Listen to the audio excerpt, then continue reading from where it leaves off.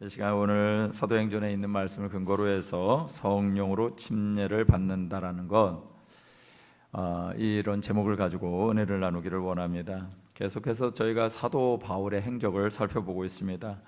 사도 바울이 예수님을 만나고 나서요, 인생이 그냥 그럭저럭 인생이 아니라 확 바뀌는 것을 보게 됩니다. 예수님을 따르는 무리를 없이 하는 자에서 예수님을 증거하는 사명자가 되죠. 그 이후에 예수 복음이 온 세상에 전파되어지는 기초를 다지는 놀라운 사명을 감당하게 됩니다. 사도행전에 나타난 이 사도 바울의 행적을 보면요, 마가복음 16장 15절 말씀을 그대로 이루는 것을 봅니다. 또 이르시되 너희는 온 천하에 다니며 만민에게 복음을 전파하라. 누가 말씀하신 것일까요? 예수께서 말씀하신 것입니다. 예수님의 분부를 어떻게 이루어가는지를 보여주는 세 차례의 선교 여행을 사도 바울이 하게 되죠. 1차 선교는 약 2년간 걸쳐서 진행됐고 2차는 3년 정도 걸렸다고 합니다. 그리고 오늘 본문으로 시작해서 사도 바울의 세 번째 선교 여행이 시작처럼 보이는 에베소 선교 사역과 함께 약 6년간에 걸쳐 복음을 전하고 가르치는 사역을 하게 됩니다. 사도 바울이 2차 선교 여행 마무리 중에요, 잠깐 머물렀던 도시가 있었습니다. 그것이 바로 에베소입니다. 그런데 이 에베소에서 3차 선교 여행의 사역의 거점을 삼고 6년 사역 기간 중에 3년간, 약 3년간의 사역을 하게 됩니다. 그동안 사역의 현장 가운데 사도 바울에게 항상 믿음의 동역자들이 있었습니다. 그러나 사도 바울의 선교 사역을 보는 우리가 놓치지 말아야 될 것이 있습니다. 그것은 보이는 존재로서의 동역자뿐만 아니라 사도 바울 선교 사역에서 원동력이 되는 보이지 않는 동역자가 있다라는 사실입니다. 이 동역자는 누구이신가요? 바로 성령님이신 줄 믿습니다. 그분을 통해서 사도행전에 나오는 교회들 안에 있는 이 사도를 포함한 모든 성도의 능력이 무엇인지를 알고 오늘을 사는 우리 교회와 우리 성도님들의 삶의 현장에 의미 있고 능력이 있는 신앙생활 하시기를 예수의 이름으로 축원드립니다. 두 가지 말씀만 드립니다. 첫째는요, 믿을 때 성령을 받아야만 합니다. 할렐루야. 우리 한번 좌우로 이거를 같이 한번 읽겠습니다. 시작. 믿을 때 성령을 받아야만 합니다. 예, 믿을 때 성령을 받아야만 합니다. 사도 바울은요, 에베소에 와서요, 어떤 제자들을 만나게 됩니다. 그래서 사도행전 19장 1절에서 3절 말씀해 보니까 아볼로가 고린도에 있을 때 바울이 윗지방을 다녀서 에베소에 와서 어떤 제자들을 만났는데 그들에게 이런 말을 하는 것이죠. 너희가 믿을 때 성령을 받았느냐라고 했더니 이들의 대답이 이것입니다. 아니라 우리는 성령이 계심도 듣지도 못했다라고 얘기를 하는 것이죠. 사도 바울이 계속해서 그들에게 너희는 그럼 무슨 침례를 받았느냐 하니까 이들이 말하기를 요한의 침례를 받았다, 이런 얘기를 합니다. 이 제자들은요, 지난 시간에 언급됐던 한 인물이 있었습니다. 기억나십니까? 브리스길라와 아굴라 말고 한 사람, 정말 하나님 성경에 능통했던 사람이고 굉장히 학식이 있었던 그 알렉산드리아 출신 아볼로라는 사람. 그 아볼로라는 사람을 통해서 세워진 제자들인 것으로 보입니다. 왜냐하면요, 요한의 침례만을 받은 제자들이라고 말하는 것이 사도행전 18장 25절에 보면 에베소에 있던 아볼로의 행적과 비슷하기 때문에 그렇습니다. 이 말씀에도 보니까 사도행전 18장 25절에 이렇게 얘기를 하고 있습니다. 그가 일찍이 주의 도를 배워 열심으로 예수에 관한 것을 자세히 말하여 가르치나 무엇만 알았다고요? 요한의 침례만 알았다라고 얘기합니다. 결국 그래서 브리스길라와 아굴라가 아볼로에게 하나님의 도를 더 정확하게 풀어 가르치게 되죠. 그렇게 브리스길라와 아굴라가 아볼로를 보고 있는 느낌처럼 사도 바울도 에베소에 있었던 어떤 제자들이 요한의 침례는 알고 있으나 한 가지 부족함을 동일하게 보게 된 것입니다. 그래서 2절 말씀에 보니까 너희가 믿을 때 성령을 받았느냐 했을 때 우리는 성령이 계심도 듣지도 못했다라고 얘기하는 것이에요. 사도 바울은요, 단순히 복음에 대한 요한의 침례와 같은 지식만을 알고 있는 것이 아니라 성령을 받아야만 한다라고 말하고 있는 것입니다. 자, 왜 성령을 받아야만 하느냐? 아볼로나 그의 제자들처럼 지식적으로 잘 알고 자기의 이성에 동의해서 신앙생활 잘 할 수 있습니다. 그러나 거기까지라는 것입니다. 왜냐하면 요한의 침례는요, 한계가 있었기 때문입니다. 사도 바울은 요한의 침례를 회개의 침례라고 지칭하고 있습니다. 4절 말씀에 보니까 바울이 이르되 요한이 회개의 침례를 베풀며 백성에게 말하되 내 뒤에 오시는 이를 믿으라 하였으니 이는 곧 예수라 하거늘. 이 회개의 침례는요, 과거의 죄를 청산하고 오실 메시아를 대망하며 준비하는 침례였습니다. 침례 요한의 시대로 돌아가서 침례 요한과 예수님의 만남의 현장을 좀 한번 살펴보기를 원합니다. 누가복음 3장 3절에 보니까 요한이 요단강 부근 근처에 와서 죄사함을 받게 하는 회개의 침례를 전파했다라고 얘기를 합니다. 요한이 무엇을 하고 있는지 상황 설명을 하고 있는데, 그리고 이 상황 속에서 요한이 외치는 외침은 이것이었습니다. 누가복음 3장 16절 말씀에 보니까 요한이 모든 사람에게 대답하여 이르되 나는 물론 너희에게 침례를 베풀거니와 나보다 능력이 많으신 이가 오시나니 나는 그의 신발끈을 풀기도 감당하지 못하겠노라. 그는 성령과 불로 너희에게 침례를 베푸실 것이요 라고 말하고 있습니다. 요한이 이 말한 이후에요, 요한의 침례식 현장에 누군가가 나타납니다. 바로 예수님이시죠. 예수님이 그 요한에게 침례를 받으실 때 한 사건을 누가복음 3장 22절은 이렇게 말하고 있습니다. 함께 같이 읽어볼까요? 시작. 성령이 비둘기 같은 형체로 그의 위에 강림하시더니 하늘로부터 소리가 나기를 너는 내 사랑하는 아들이라 내가 너를 기뻐하노라 하시니라 라고 말하는 현장을 보게 됩니다. 사도 바울이 왜 성령을 받았느냐라고 물어봤는지 우리는 알아야 될 줄 믿습니다. 성령을 받아야 하는 이유는요, 예수님이 그렇게 사셨기 때문입니다. 할렐루야. 우리의 구원자시고 우리의 치료자시고 또 생명의 길을 내신 그분이 친히 성령으로 충만하셔서 사셨기 때문인 것입니다. 그리고 예수님이 말씀하십니다. 요한복음 16장 7절에 보니까 이렇게 말씀하시는데 이 말씀도 함께 읽겠습니다. 시작. 그러나 내가 너희에게 실상을 말하노니 내가 떠나가는 것이 너희에게 유익이라. 내가 떠나가지 아니하면 보혜사가 너희에게로 오시지 아니할 것이요 가면 내가 그를 너희에게 보내리니. 보혜사, 즉 성령을 보내시겠다라고 예수님 말씀하셨습니다. 그리고 그 성령이 오셔서 하실 일을 말씀하시는데 요한복음 14장 26절 말씀도 함께 읽겠습니다. 시작. 보혜사 곧 아버지께서 내 이름으로 보내실 성령, 그가 너희에게 모든 것을 가르치고 내가 너희에게 말한 모든 것을 생각나게 하리라. 할렐루야. 분명히 예수님의 삶을 기억하게 하고 또 가르치게 하신다라고 말씀하고 있습니다. 누가요? 성령님이요. 사도 바울이 에베소에 있는 어떤 제자들에게 요한의 말과 그가 증거하는 예수님을 전하자 어떤 일이 벌어지는가? 그것이 또 성령의 능력으로 나타나게 됩니다. 5절부터 7절까지의 말씀에 보니까 바울이 그들에게 안수했더니 성령이 그들에게 임하심으로 방언도 하고 예언도 했다라고 말씀하고 있습니다.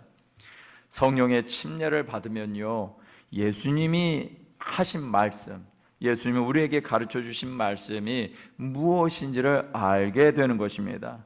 그래서 예수님의 일들이 나타나는 삶을 살게 되는 것이죠.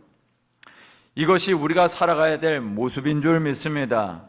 왜 이렇게 해야 하는가? 왜 이렇게 주님은 하시는가? 이유는 한 가지지요. 영원토록 동행하시기 위함인 줄 믿습니다. 신앙생활의 시작은 바로 여기에 있습니다. 성령이 하시는 일이 무엇인가? 요한복음 14장 16절은 함께 읽겠습니다. 시작.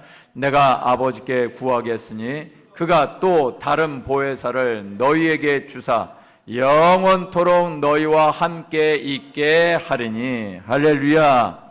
여러분, 우리는 성령 충만해야 됩니다. 성령 충만해야 되는 이유가 무엇인가 봤더니 영원토록 너희와 함께 있게 하겠다라고 말씀하시는 것입니다. 저와 여러분들의 삶은 주님과 함께하는 것이고 성령 충만함으로 성령과 함께 하시는 것인 줄 믿습니다. 여러분, 이것을 반드시 주장해야 됩니다. 우리는 성령 충만해야 됩니다. 그냥 성령 충만이라는 것은 머릿속으로 아는 것으로 끝나는 것이 아니라 성령 충만은 반드시 해야만 하는 것입니다. 유기성 목사님의 책 가운데 이제 그런 글이 있어서 여러분들과 나누기를 원합니다. 이분이 부산에서 목회를 하실 때요, 이 교우들과 함께 성령 충만을 위해서 기도했답니다. 그래서 성령 충만을 구하고 하나님께서 그 부산에 있는 교회에 성령의 역사도록 넘치도록 일으켜 주시리라고 기대를 하면서 그렇게 기도를 했는데 교회에 변화가 없더랍니다. 크게 변화가 없었는지 마음이 답답하고 간절한 마음으로 하나님 앞에 그래서 이제 기도를 했는데 이런 식으로 이렇게 기도를 했답니다. 하나님, 모든 성도가 한 마음으로 그토록 간구하는데 왜 성령 충만의 은혜를 주시지 않으십니까? 기도하다가 하나님이 주신 마음이 이것이었답니다. 너희가 구하지 않는다. 아니, 이 목사님이 이해가 되지 않았습니다. 아니, 그렇게 함께 모여서 기도하고 있는데 아니, 너희가 구하지 않는다니요. 그래서 얼마 있다가 성령 충만을 간구하는 것이 무엇인지를 깨닫게 되는 일이 하나 발생했답니다. 저녁에 모여서 나라와 민족을 위해서 기도하고 간절히 부르짖으면서 기도회를 인도하고 있었는데 평상시에 잘 나오지 않는 어떤 한 남자 집사님이 눈에 띄었답니다. 그래서 이 목사님이 어떤 생각을 했냐면 이젠 정말 부흥이 눈앞에 가까이 오나 보다. 잘 안 나오시던 남자 집사님이 나오시니까 기대가 된다 봅니다. 그런 생각을 하고 있는데 그 다음날 그 남자 집사님으로부터 전화가 왔습니다. 목사님, 융자가 나왔어요. 예, 그러시는 거예요. 이분이 흥분해가지고 그렇게 얘기를 했는데 무슨 영문인지 몰랐다가 이 상황을 들었습니다. 자기 자신의 전 재산을 투자를 해가지고 벌인 사업에 마지막에 자금이 필요한데 이 자금을 융자하기로 해줬던 은행이 융자를 못하게 주겠다, 대출 안 된다라고 그런 것입니다. 그래서 여러 은행을 찾아다니다가 대출을 신청했는데 번번이 거절당했고요. 그리고 마지막으로 드는 은행에서 내일 다시 한번 와보세요 라고 말했던 것입니다. 이런 상황이 되니까 기운은 없고 불안하고 두렵기는 하고 낙심천만하니까 그런 마음 상태로 가서 이제 교회 앞을 지나가다가 보니까 기도회를 하고 있더라는 것입니다. 그래서 이분이 각자 기도를 하게 됐는데 자신의 문제가 너무 시급하니까 앞에서 교회를 위해서 기도할 때도 나라를 위해서 기도할 때도 환자들을 위해서 기도할 때도 계속 융자 받게 해주세요, 이것만 한 것입니다. 그렇게 그토록 바라던 융자 결국은 응답을 받은 것이죠. 근데 이제 목사님이 그런 상황들을 딱 보고 나니까 문제가 해결된 것은 감사한데 온통 대출만을 위해서 기도했다는 사실에 이 목사님이 쓸쓸한 마음이 들었답니다. 그래서 전화를 끊고 일어서는 순간에 성령님께서 말씀하시더랍니다. 구한다라는 것은 이렇게 하는 거야. 이해가 되셨습니까? 예.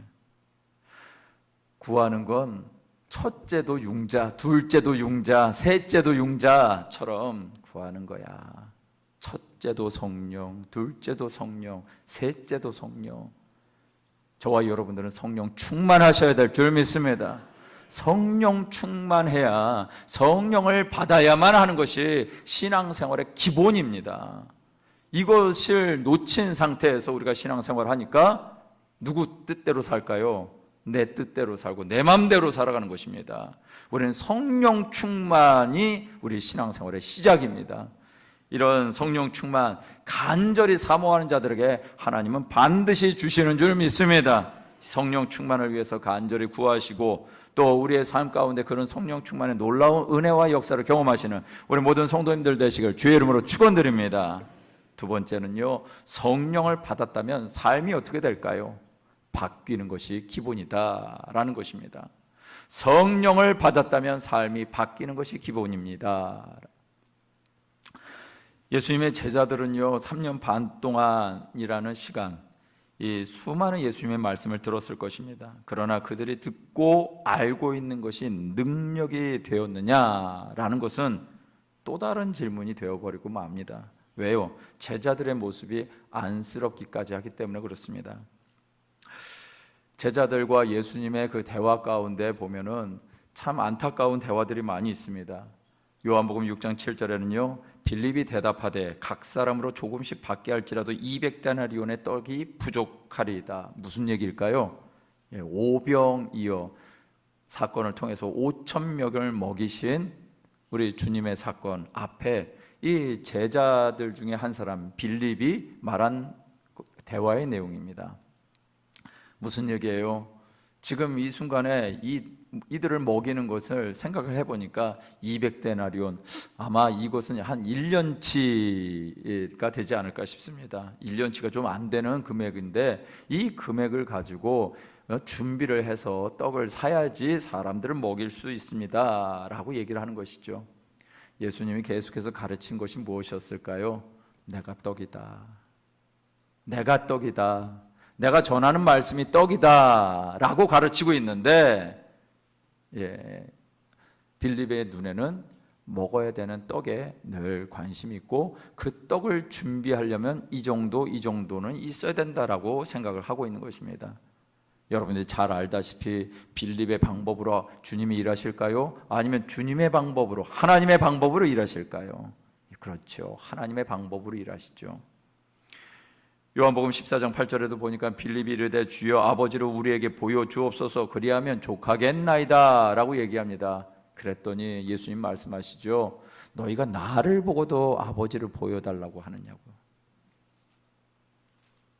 마가복음 10장 7절에는요 이런 얘기도 합니다. 여짜오되 주의 영광 중에 우리를 하나는 주의 우편에 하나는 좌편에 앉아 있게 해달라고. 이게 무슨 얘기일까요? 주님이 영광스러운 뭔가를 하나 한 자리 얻으시면 그 자리에 우편과 좌편에 있게 해달라라는 얘기 아니겠습니까? 예수님이 마시는 잔이 무엇인지 너희도 마실 수 있겠느냐라고 말씀하시죠. 세상 사람들이 추구하고 있는 권력의 눈이 어두워져 버리는 것입니다. 그때 마태복음 20장 24절의 말씀을 보면은 열 제자에 대한 반응도 나옵니다. 열 제자가 듣고 그 두 형제에 대하여 분이 여겼다라고 얘기합니다. 이 나머지는 과연 괜찮았을까? 이 분이 여기는 것이 정말 주님의 눈으로 주님의 마음으로 분이 여긴 것이었을까? 정말 그것에 관심이 없었다면 과연 우리가 제자들이 그 분을 주님의 마음으로 이해할 수 있을까요? 10명의 제자도 어쩌면 이 분이 여겼다라는 것에 관심이 없었다면 분이 여길 필요가 없었을 텐데 그런데 분이 여겼다? 왜? 관심이 있었으니까. 예수님의 관심과 동떨어진 관심으로 충만했던 것이 그들의 모습이었다라는 것입니다. 마가복음 14장 29절 말씀에 보니까 베드로가 여짜오되 다 버릴지라도 나는 그리하지 않겠나이다. 여러분 너무나 잘 아는 얘기죠.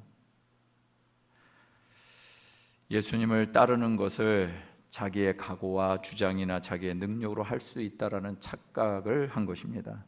제자들을 보는 예수님의 결론은 무엇이냐면요 마가복음 14장 27절 말씀입니다. 다 함께 읽어볼까요? 시작.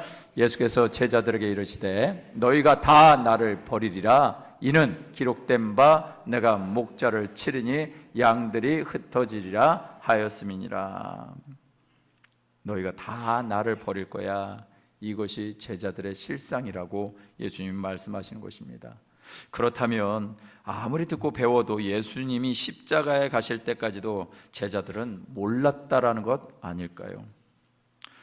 왜 우리가 성령을 받아야만 하는가? 그것은 예수님의 생명의 말씀을 들은 것으로 끝나지 않고 살아낼 수 있는 힘이 여기에 있기 때문인 것입니다. 예수님이 그러나 너희가 나를 다 버릴 거야, 이런 결론으로 끝난다면 오늘날 이 시대에 저와 여러분들이 있는 이 교회 공동체는 없을 것입니다. 예수님은 꿈꾸셨습니다. 예수님은 장래의 실상을 보고 계셨습니다. 예수님의 예언은 무엇이었을까요? 바로 교회 공동체였습니다. 다시 오실 예수님을 대망하는 천국 공동체를 보셨던 것이지요. 그런 교회 공동체 안에 있는 성도님들의 삶이 어떻게 될까? 그것은 과거의 모습을 가지고 그대로 살 수 있을까? 그렇게 살 수가 없는 것입니다.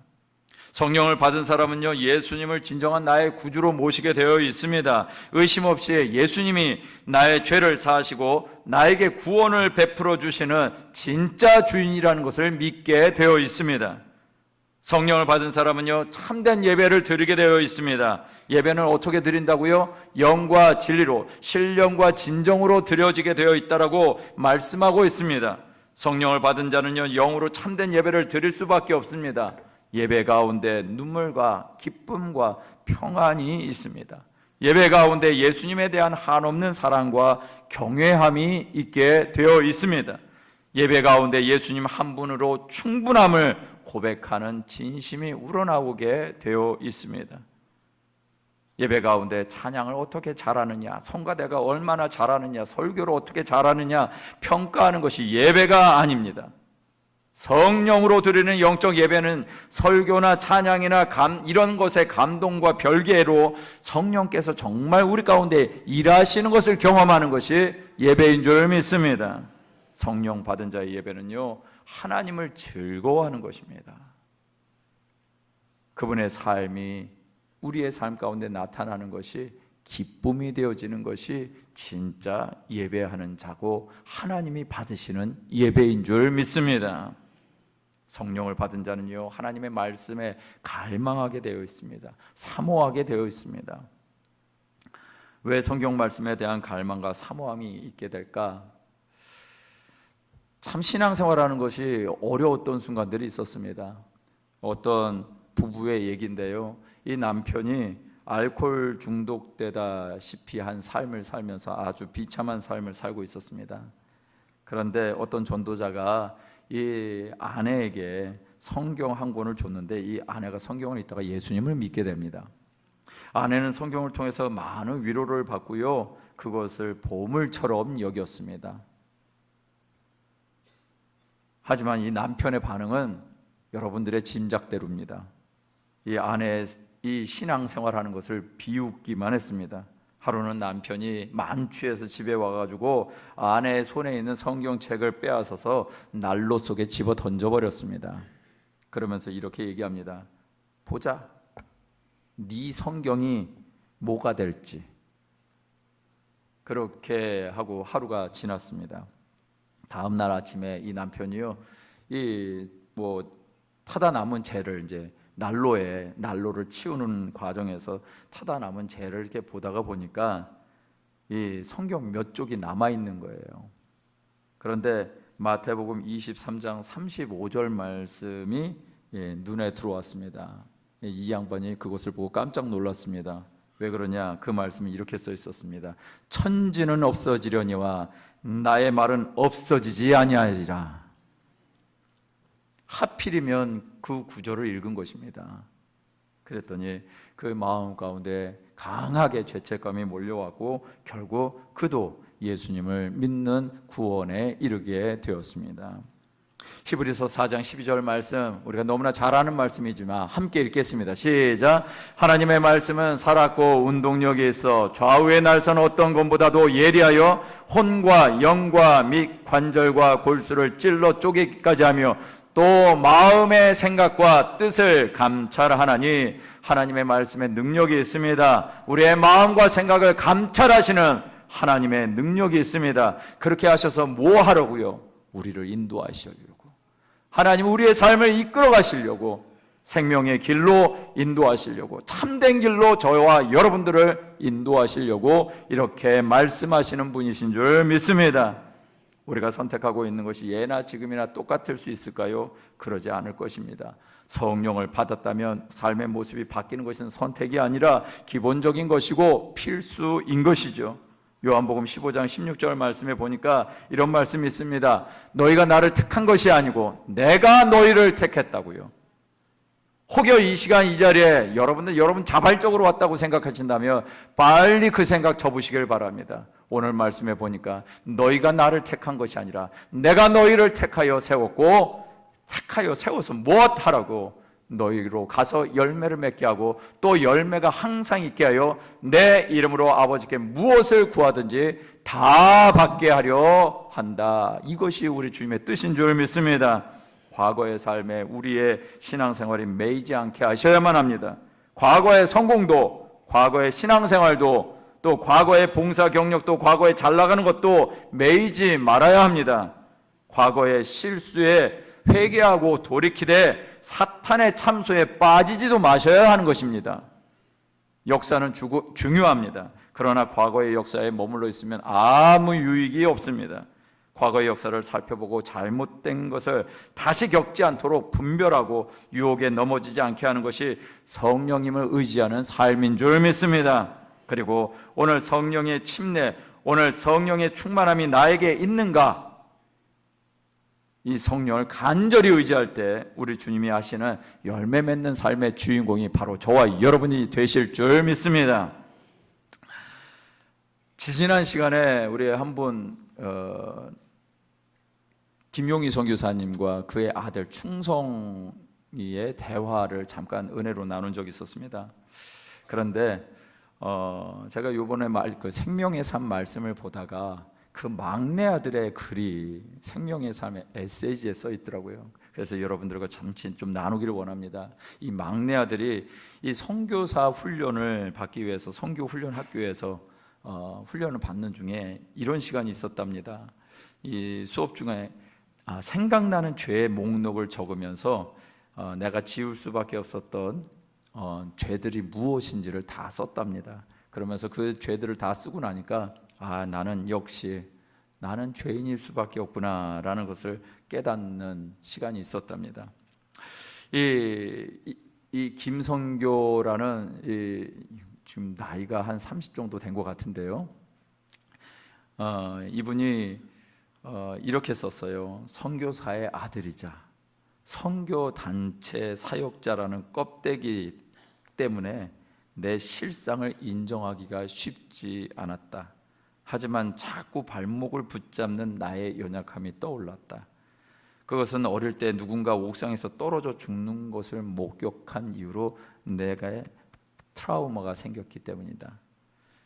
그 이후로 나는 불을 끄면 무서워서 잠을 못 잤고 쉽게 잠도 들 수 없었다.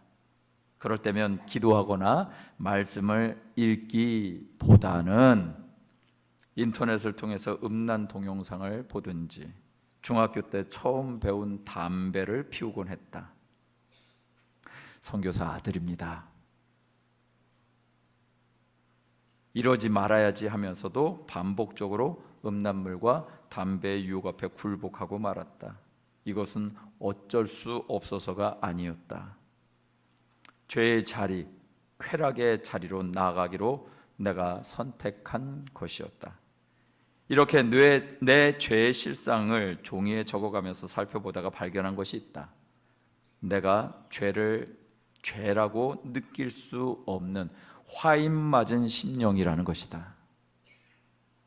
오직 성령께서 깨닫게 하시지 않으면 죄를 더럽게 느끼거나 내가 죄인이라는 것을 인정하는 것이 절대로 불가능한 것을 깨닫게 되었다.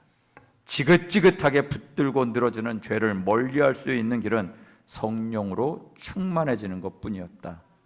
매 순간 성령을 의지하며 하나님 앞에 나가지 못하도록 방해하는 모든 것을 멀리할 때 구원의 은혜 속으로 들어갈 수 있었다라고 말입니다. 여러분, 성령의 침례는요, 하나님의 뜻대로 살 수 없는 자가 하나님의 뜻대로 살게 도와주는 원동력인 줄 믿습니다. 오늘 이 힘으로 사셔서 내 안에 있는 죄를 이기시고 가정과 일터에 하나님의 나라를 세우시는 저와 여러분 되시기를 주의 이름으로 축원드립니다. 말씀을 마무리하겠습니다. 1905년도에 남아프리카 한 지역의 광산에서요 1100캐럿짜리 다이아몬드 원석이 발견됐답니다.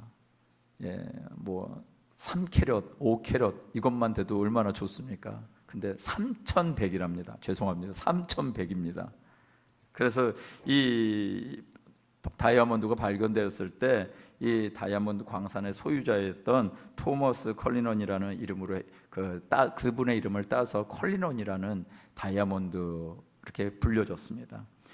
이것이 이제 영국 식민 정부의 땅이었기 때문에 이 영국 정부가 그 다이아몬드를 구입을 해서 그 당시에 국왕에게 생일 선물로 보내기로 했습니다. 그런데 이게 소문이 나니까 흉악하기로 소문난 도둑들이 다 이 다이아몬드 보석을 노리는 것이었습니다.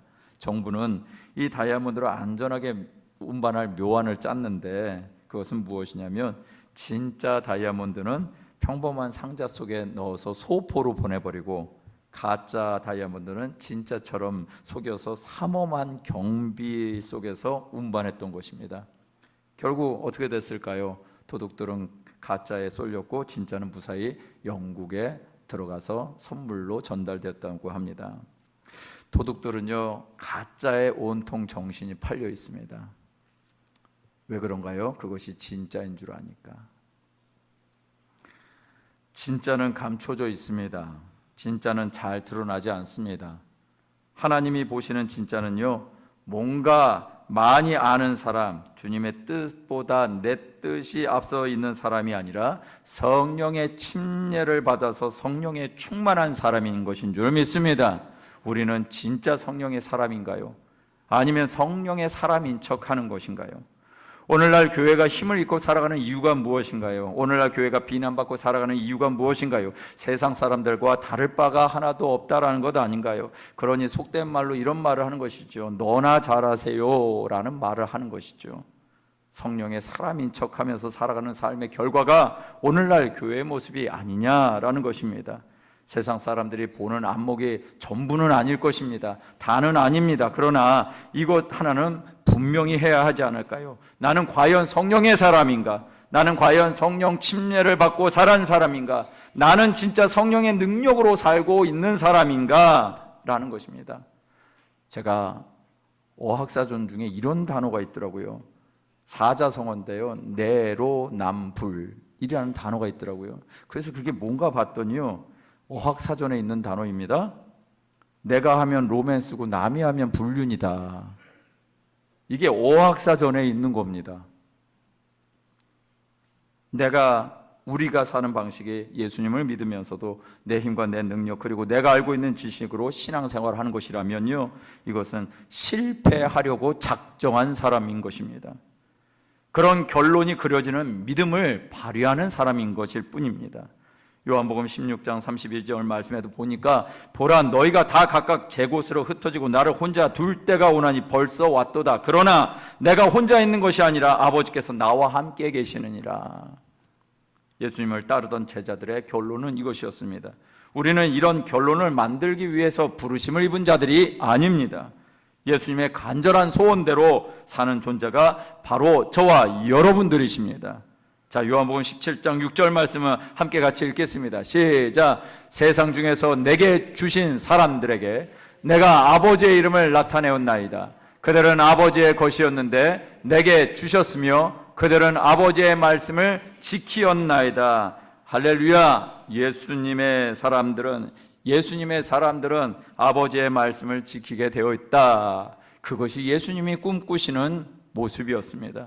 그래서 부활하신 예수님이 제자들을 만나시고 그래서 간곡하게 하신 말씀이 있었습니다. 그것이 사도행전 1장에서 4절부터 5절까지의 말씀인데요 이 말씀까지 읽겠습니다. 시작. 사도와 함께 모이사 그들에게 분부하여 이르시되 예루살렘을 떠나지 말고 내게서 들은 바 아버지께서 약속하신 것을 기다리라. 요한은 물로 침례를 베풀었으나 너희는 몇 날이 못되어 성령으로 침례를 받으리라 하셨느니라. 할렐루야. 이것이 주님께서 제자들에게 약속하신 것이었습니다. 주님의 말씀대로 3년 반 동안 공부했어도, 들었음에도, 삶으로 봤음에도 불구하고 살지 못했던 그 제자들이 이 말씀에 근거하여 성령의 충만함을 받았을 때 정말 제자답게 살았습니다. 사도 바울은 에베소 교회를 향해서 외치는 것이었습니다.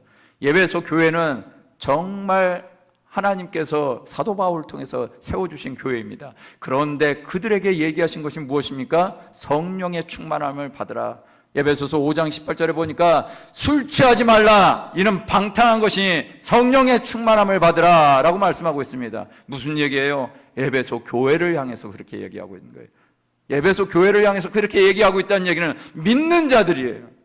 믿는 자들을 향해서 술 취하지 말라, 이는 방탕한 것이니 성령의 충만함을 받으라. 지금 우리가 이 시대에 교회로서 살아가는 삶의 모습이 무엇인가? 바로 이것입니다. 이렇게 살지 않으면 우리는 교회로서의 삶을 살아가는 것이 아니라 또 다른 손가락질의 대상이 될 것입니다. 우리 개개인의 삶도 그렇게 될 수도 있습니다. 그런데 오늘 말씀대로 그렇게 살면, 그리고 예수님이 그렇게 제자들에게 바라보셨던 그 삶을 살아낸다면 저와 여러분들의 삶 가운데는 성령의 능력이 표적과 같이 나타나는 은혜의 삶이, 능력의 삶이 되어질 줄 믿습니다. 오늘 이 시간에 우리 한 가지만 구하시자고요. 성령 충만하기를 원합니다. 성령 충만하기를 원합니다. 성령으로 침례를 받기를 원합니다. 단순히 오늘 우리에게 허락하신 침례식에서 물에 들어갔다 잠기는 것이 아니라 그것을 통해서 예수님이 하나님의 음성을 들은 것처럼 우리들의 삶의 자리에도 이 순간 믿음으로 침례를 받기를 원하고, 그 침례 현장에 하나님의 음성이 있었던 것처럼 우리의 삶에도 그런 음성을 듣고 살아내는 역사가 있게 해달라고 우리가 찬양하고 기도하기를 원합니다. 이 시간 우리 한번 찬양 드릴까요? 허무한 시절 지날 때, 깊은 한숨 내쉴 때 그런 풍경 보시고 탄식하시는 분 있네. 고와 같이 너희를 버려두지 아니하리. 내가 너희를 영원히 함께 하리라. 여러분, 이 고백 속에서 우리 성령의 충만함을 다시 한번 사모하시고 간절히 주님께 나아가시는 은혜의 시간 되시길 바랍니다. 허무한 시절 지날 때, 허무한 시절 지날 때, 깊은 한숨 내쉴 때 그런 풍경 보시고 탄식하는 분인데, 고와 같이 너희를 버려두지 않으리. 내가 너희와 영원히 함께하리. 다시 한번 찬양할까요? 허무한 시절 지날 때, 허무한 시절 지날 때, 깊은 한숨 내쉴 때 그런 풍경 보시며 탄식하는 분인데, 고와 같이 너희를 버려두지 않으니 내가 너희와 영원히 함께하리라. 성령이 오셨네. 성령이 오셨네.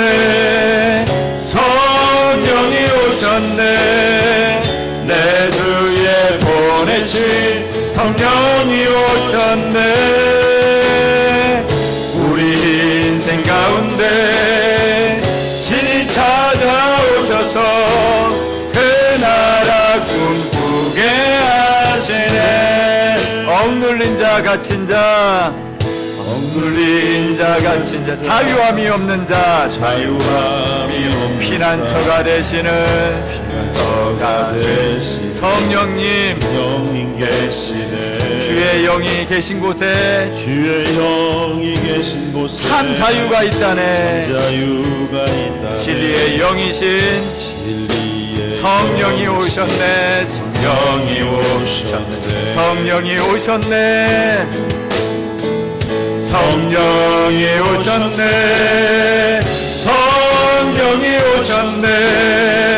내 주에 보내신 성령이 오셨네. 우리 인생 가운데 진히 찾아오셔서 그 나라 꿈꾸게 하시. 우리 한번 두 손을 높여줘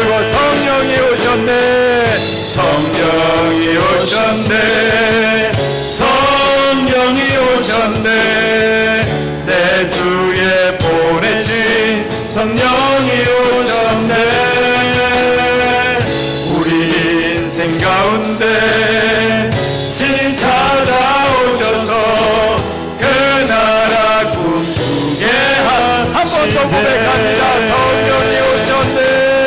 성령이 오셨네. 성령이 오셨네.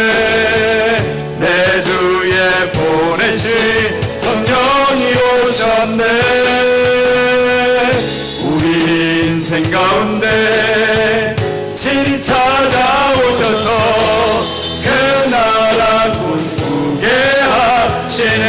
이 시간 우리 한번 기도하며 나가실 때, 믿을 때 너희가 성령을 받았느냐, 믿을 때 너희가 성령을 받았느냐, 이 사도 바울의 질문이 우리의 영혼을 새롭게 하게 하여 주시고 이 시간 성령으로 충만하길 원합니다. 첫째도 성령 충만이요, 둘째도 성령 충만이요, 셋째도 성령 충만한 우리 모두가 될 수 있도록 역사해달라고, 그렇지 못한 우리의 삶을 회개하고 성령 충만으로 나아갈 수 있도록 역사해달라고 주여 한번 부르시는 통성으로 기도합니다.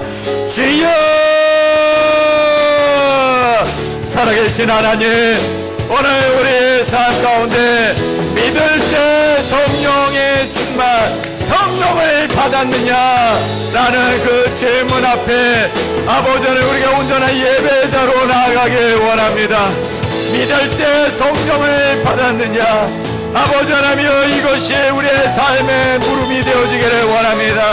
아버지 하나님이여, 성령의 충만은 반드시 있어야만 하는 것입니다. 성령의 침대, 성령의 역사는 반드시 믿는 자에게 나타나는 표적인 줄 믿습니다. 오늘 하나님이여, 이 시대에 살아가고 있는 우리 성도님들에게 아버지 하나님이여, 이 무릎이 우리의 영혼을 깨우는 무릎이 되게 하여 주시고, 아버지 하나님이여, 성령 충만의 증거가 우리의 삶 가운데 나타날 수 있도록 역사하여 주시옵소서. 아버지 하나님이여, 성령 충만하면 아버지 하나님이여, 오늘 말씀을 근거해서 아버지 하나님이여, 방언을 하며 예언을 하는 역사 있습니다. 바로 이것은 하나님의 교회를 향한 아버지 하나님이여, 예언적 사명 감당하라고 주신, 교회의 덕을 끼치라고 주신 귀한 은사와 표적인 줄 믿습니다. 아버지 하나님이여, 우리의 삶에 그런 성령의 역사가 나타나게 하여 주시옵소서. 저 성령의 역사로 말미암아 우리의 삶을 새롭게 하고 하나님의 영광을 향해 나아가는 우리 모두가 될 수 있도록 역사하시고 행하여 주시옵소서. 성령으로 충만하기를 원합니다. 성령이 오셔서 우리의 영혼을 새롭게 하고 우리의 심령 가운데 하나님의 형상을 회복하여 이 땅 가운데 베풀어 주신 은혜를 아버지 하나님이 우리의 삶으로 아버지 하나님의 사랑으로 드리는 우리 모두가 될 수 있도록 역사해 주시옵소서.